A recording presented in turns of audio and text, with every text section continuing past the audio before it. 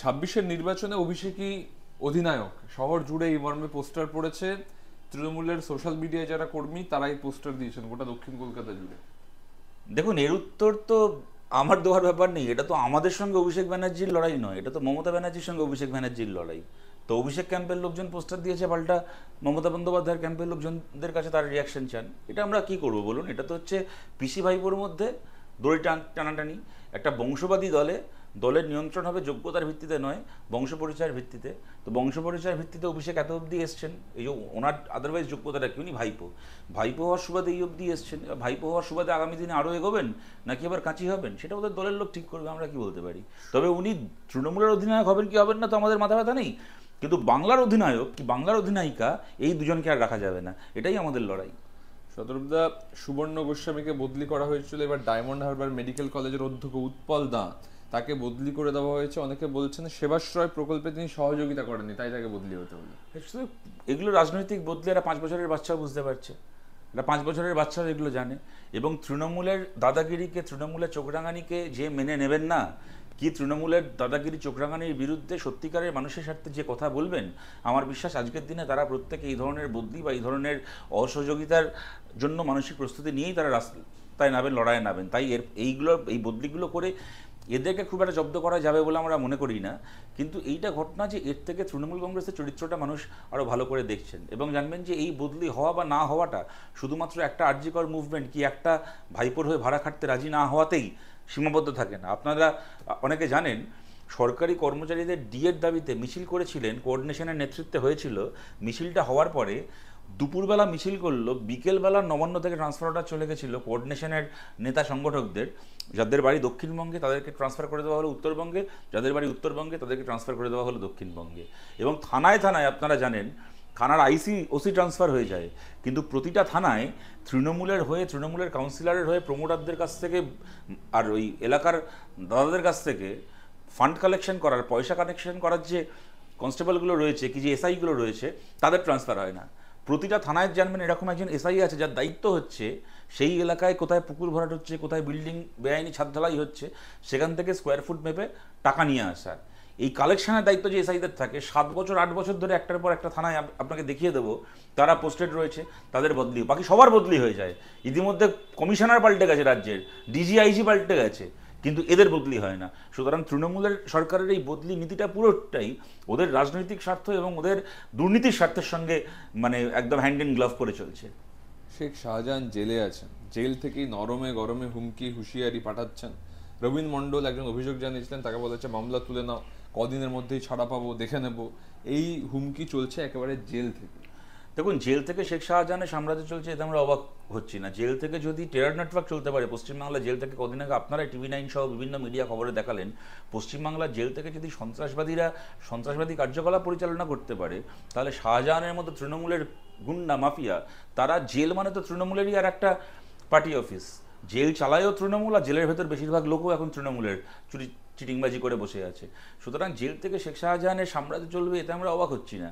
কিন্তু আমাদের যেটা প্রশ্ন, শাহজাহানকে গ্রেপ্তার করেছে কেন্দ্রীয় এজেন্সি। এই যে শাহজাহান কনফিডেন্সের সঙ্গে লোককে এই হুমকি দিতে পারছে যে 2 দিন পরে বেরিয়ে আসতে পারবো, আমি 2 দিন পরে বেরিয়ে আসবো, এই কনফিডেন্সটা পাচ্ছে কোত্থেকে? ও যা পাপ করেছে, ও যা অপরাধ করেছে, ওর তো আগামী 7 জন্ম জেলে পচে মরার কথা, জেল থেকে ওর বডি বেরোনোর কথা, ওর তো জীবনে কোনো দিন আর জেলের বাইরে বেরোনোর কথা নয়। তবু এই যে জেলে বসেও বলতে পারছে যে কদিন পরে জেল থেকে বেরিয়ে আসবো, ও এটা বলতে পারছে কেননা গতকালই আপনারা জানেন চাকরি চুরির কেসে শান্তনু বেরিয়ে এসছে। এরকমভাবে জেল থেকে মানিক ভট্টাচার্য থেকে শুরু করে একটার পর একটা তৃণমূলের যারা গ্রেপ্তার হওয়া নেতা কর্মী, এই যে কুন্তল থেকে শুরু করে যারা যারা আছে, তারা জেল থেকে বেরিয়ে এসছে এবং তারা বহাল তবিয়তে তৃণমূল করে যাচ্ছে, তৃণমূলের হয়ে গুন্ডাগিরি, তোলাবাজি সব কিছু আগের মতো চালিয়ে যাচ্ছে। তাই কেন্দ্রীয় এজেন্সির এবার আয়নার সামনে দাঁড়িয়ে নিজেদের দুগালে থাপ্পড় মারা উচিত যে ওদের জন্য, ওদের অপদার্থতার জন্য, ওদের রাজনৈতিক বোঝাপড়ার জন্য শাহজাহানের মতো একটা একটা একটা ক্রিমিনাল খালি নয়, একটা মাতৃগর্ভের লজ্জা, এত নোংরা একটা লোক, সে পর্যন্ত আজকে জেলে বসে এই কথা বলতে পারছে যে আমি তো 2 দিন পরেই বেরিয়ে আসবো। দিলীপ ঘোষ তন্ময় ভট্টাচার্যের সঙ্গে ক্রিকেট খেললেন, তারপর এখন দেখা যাচ্ছে তিনি ময়নায় গিয়ে জনসংযোগ করছেন। হয়তো ময়নায় উনি প্রার্থী হতে পারেন, কিন্তু সেখানে বিজেপি বিধায়ক যেখানকার অশোক দিনদার, তিনিই নেই। অনেক কর্মী এসেছেন যাদেরকে অনেকে বলছেন তারা নাকি CPM এর কর্মী।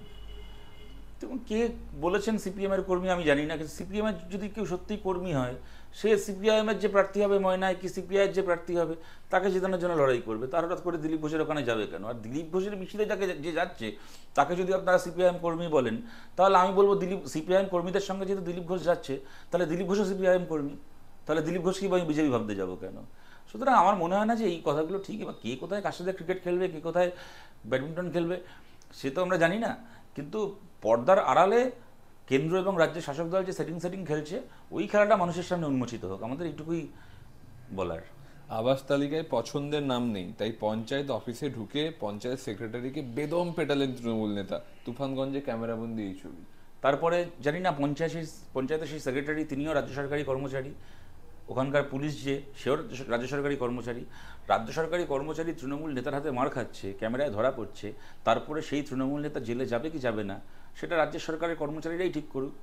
আর তা যদি না হয়, তাহলে এরকমভাবেই রাজ্য সরকারের কর্মচারীরা তাদের কাজ করতে গিয়ে তৃণমূলের হাতে মার খাবে। এর আগেও ঘটনা ঘটেছে, বিডিও মার খেয়ে হাসপাতালে ভর্তি হয়েছে, আপনারা জানেন, উত্তর চব্বিশ পরগনায় সেই ঘটনা ঘটেছে। সুতরাং এইগুলো চলতেই থাকবে। এরা যদি ধরাকে সরা জ্ঞান করতে পারে, এরা যদি জানে যে পুলিশ থেকে শুরু করে সব কিছু আমার পকেটে, আমিই চালাবো, এরা মারবে নাই বা কেন? এগুলো করে যদি পার পেয়ে যাওয়া যায়, এগুলো করে যদি শাস্তি না পেতে হয়, তাহলে তো ওরা করবেই এগুলো। শ্যামপুকুর থানা শ্যামবাজারে সেখানে স্কুল ডাব হাই স্কুল ফর গার্লস, সেখানে দ্বিতীয় শ্রেণীর ছাত্রীর সঙ্গে অশালীন আচরণ, পস্কো আইনে মামলা দায়ের কলকাতা পুলিশের। কলকাতার স্কুলে যদি এই অবস্থায় পড়তে যাবে, কোন সাহসে পড়বে? এটা দেখুন, এটা মানে এটা আমি কখনো কথা বলবো না যে এরকম ঘটনা কলকাতার প্রতিটা স্কুলে ঘটছে কি প্রতিটা ছাত্রীর সঙ্গে ঘটছে, আমি কখনোই তা বলবো না। কিন্তু আবার এটাও ঘটনা, ডাফ স্কুলের মতো এত আমাদের কলকাতার এবং বাংলার এত পুরনো একটা স্কুল, এত গর্বের একটা স্কুল, সেখানে এই ধরনের যদি ঘটনা ঘটে, তার যদি অভিযোগ আসে, তাহলে সত্যি মানে লজ্জায় ঘেন্নায় মাথা নিচু হয়ে যায়। এবং সেই বাচ্চা মেয়েটি তার পরিবারের কাছে গোটা ব্যবস্থা, গোটা সমাজ ব্যবস্থা, গোটা শিক্ষা ব্যবস্থা অপরাধী হয়ে যায়। কঠিন থেকে কঠিনতম শাস্তি পাক, যেন কাউকে কোনোভাবে রেয়াত না করা হয়, এবং এমন শাস্তি যেন দেওয়া হয় যাতে সেই বাচ্চা মেয়েটা এবং তার পরিবার ন্যায় পায়। খালি তাই নয়, কারুর মনে যদি এই ধরনের পাপ থেকেও থাকে, কারুর মনের কোনো কোণেও যদি এই ধরনের কোনো পাপ থেকে থাকে, তাদের যেন বুক কেঁপে ওঠে এই শাস্তি দেখে। তারা যেন 10 বার আর চিন্তা করে, দুশ্চিন্তা করে এই ধরনের পাপ কাজ করার কথা মাথায় আনার আগে। এমন শাস্তি যেন এক্ষেত্রে দেওয়া হয়। হাওড়ার বেলগাছিয়ায় রাস্তা ভেঙে দুভাগ, কাটমানির কবলে পুরো পরিষেবা বলছেন অনেকে। রাস্তাগুলো তো তৈরি করা হয় এমনভাবে যাতে 3 মাসের মধ্যে আবার 2 ভাগ 3 ভাগ হয়ে যায়, এবং একবার রাস্তা করে কন্ট্রাক্টর এবং পাড়ার কাউন্সিলর আরেকবার পয়সা খেতে পারে। এ তো জানা কথা, এ কে না জানে। যে কারণে তৃণমূলে এখন দেখবেন এমএলএ এমপি হওয়ার জন্য অত ঝামেলা হয় না, কাউন্সিলর হওয়ার জন্য যা ঝামেলা হয়। পঞ্চায়েতে প্রার্থী হওয়ার জন্য লাশ পড়ে যায়, কর্পোরেশনে প্রার্থী হওয়ার জন্য লাশ পড়ে যায়। এই কারণেই যেখান থেকে পয়সা খাওয়া যায় সবচেয়ে বেশি, কর্পোরেশন কাউন্সিলর হতে পারলে, মিউনিসিপ্যালিটির কি কর্পোরেশনের কি পঞ্চায়েত মেম্বার হতে পারলে সবচেয়ে ভালো ইনকাম হয়। সুতরাং এই সিস্টেমেই রাজ্য চলছে যতদিন তৃণমূল থাকবে। দেখুন, তৃণমূলকে আমি ক্ষমতাতেও রাখবো, তারপর কেন চুরি হচ্ছে, চুরির জন্য কেন রাস্তা খারাপ হয়ে যাচ্ছে, চুরির জন্য কেন বিল্ডিং ভেঙে পড়ছে, চুরির জন্য কেন স্কুলে আমার ছেলেমেয়ের অ্যাডমিশন হচ্ছে না, এই নিয়ে কপাল চাপড়াবো, দুটো একসঙ্গে হয় না। তৃণমূল থাকলে তার সঙ্গে এইগুলো থাকবেই। সুতরাং তৃণমূলকে বিদায় না করলে এইগুলো বাংলা থেকে বিদায় হবে না। ও আশা করেও লাভ নেই, আর তাই নিয়ে কাঁদুনি গিয়েও লাভ নেই। কেন্দ্রীয় তদন্তকারী সংস্থা এতদিনে আরজি করে নিরাপত্তারক্ষী নার্সদের ডাকছে, আজকেও তারা নিরাপত্তারক্ষীদের ডেকেছে। ট্রায়াল হয়ে গেল, সব হয়ে গেল, তারপরে এখন বেশি সজাগ মনে হচ্ছে। কেন্দ্রীয় সরকারি সংস্থা সিবিআই চায়নি যে আরজি করে কারোর শাস্তি হোক। সিবিআইয়ের সঙ্গে মমতা বন্দ্যোপাধ্যায়ের বোঝাপড়া হয়ে গেছে, এবং আরজি করের যে ভিকটিম তিলোত্তমা, সে ন্যায় পায়নি, সে ন্যায় পাবে না। মমতা সরকার, মোদী সরকার থাকলে ন্যায় পাবে না। এইগুলো করছে, আমরা সবাই জানি, লোক দেখানো এই কেন্দ্রীয় সংস্থাই। আচ্ছা বলুন তো, আজকে যে তদন্তগুলো করছে, নতুন করে লোককে ডাকছে। আমি যদি তর্কের খাতিরে ধরে নিই যে এই ডাকাডাকির ফলে, এই তদন্তের ফলে দেরিতে হলেও নতুন করে 2জন গ্রেপ্তার হবে, তা তাদেরকে দোষী সাব্যস্ত করার জন্য তো সঞ্জয় রায়ের সাক্ষ্যটা সেখানে অত্যন্ত গুরুত্বপূর্ণ হবে। তাহলে কেন মমতা বন্দ্যোপাধ্যায় এবং সিবিআই একসঙ্গে সঞ্জয় রায়ের মুখ বন্ধ করে দেওয়ার জন্য লোয়ার কোর্টে হলো না তো হাইকোর্টে গিয়ে ফাঁসির সাজা চাইছিল? যদি কালকে সত্যি কাউকে গ্রেপ্তার করে, ওই তদন্তগুলো থেকে নতুন করে জিজ্ঞাসাবাদ থেকে যদি 2টো নতুন তথ্য উঠেও আসে, সেগুলোকে কনফার্ম করানোর জন্য, নতুন গ্রেপ্তার হওয়াদেরকে সাজা দেওয়ানোর জন্য তো সঞ্জয় রায়ের মুখটা খোলা রাখতে হবে। কেন এরা তাহলে মুখ বন্ধ করতে চাইছিল? ওরা সেটিং করে নিয়েছে, ওরা বোঝাপড়া করে নিয়েছে। যেরকম মোদি মমতা ক্ষমতায় থাকার ফলে সারদা থেকে শুরু করে তার আপনার চাকরি দুর্নীতি থেকে শুরু করে কোনো ভিকটিম ন্যায় পায়নি, তিলোত্তমাও ন্যায় পাবে না যদি এরা ক্ষমতায় থাকে। কালীঘাটের কাকু আজব চরিত্র, উনি কেন্দ্রীয় বাহিনী নজরদারিতে থাকেন এখন বাড়িতে জামিনে। তার বক্তব্য এই নিরাপত্তা বাহিনী, নিরাপত্তা রক্ষীরা, কেন্দ্রীয় বাহিনীর, তারা তার বাড়ির বেডরুম দখল করে নিচ্ছে, তার বাড়ির সব সুযোগ সুবিধা নিয়ে নিচ্ছে। তিনি হাসপাতালে গেলেও পেছন পেছন চলে যাচ্ছে। খুব সমস্যা নিয়ে তিনি হাইকোর্টে গেছেন। না তো আচ্ছা, এটাকে নিয়ে ওনাকে ব্যঙ্গ করে কি করবো বলুন তো? বেশ করছেন, গেছেন, বেশ করছেন, এগুলোকে ইস্যু করেছেন। এখনো পর্যন্ত উনি যা যা চেয়েছেন তাই হয়েছে। একটা লোক এত চাকরি বিক্রি করার পরে, একটা লোক এরকম দুর্নীতি করার পরে, এবং সে মানে কলার তুলে বলেছিল আমাতে এসে তদন্ত আটকে যাবে, আমার সাহেবকেও শুনতে পারবেন, এবং সেটাই সত্যি হলো। তাতে এসে আটকে গেল এবং সেও বেল পেয়ে গেল, ও সাহেবকেও শুতে পারলো না। তো এরপরে সে বিভিন্ন ফিরিস্তি করবে না তো কে করবে? এই লোকটা তো জেলে থাকার কথা ছিল, এই লোকটা তো বাড়িতে থাকার কথাই নয়। তো একে বাড়িতে পাঠিয়েছে সিবিআই, ইডি, কেন্দ্রীয় সরকার, পশ্চিমবঙ্গ সরকার সবাই মিলে। তা আপনি একটা যে লোকটা জেলে থাকার কথা তাকে তার বাড়িতে থাকার ব্যবস্থা করে দিয়েছেন। এবার সেই যদি তার বলে যে আমার বাড়ির বেডরুমে আমি থাকতে পারছি না, ড্রয়িং রুমে থাকতে পারছি না, সে বলবেই। আপনি তাকে এগুলো বলার ক্ষমতা দিয়েছেন, আপনি তাকে এগুলো বলার সুযোগ করে দিয়েছেন। এগুলো শুনতে হবে এখন দাঁড়িয়ে দাঁড়িয়ে। চোরেদের মুখে বড় বড় বাতেলা আমাদের শুনতে হবে এখন, এটাই ভবিতব্য। কেননা 1 নম্বর চোর ক্ষমতায় বসে আছে। Thank you.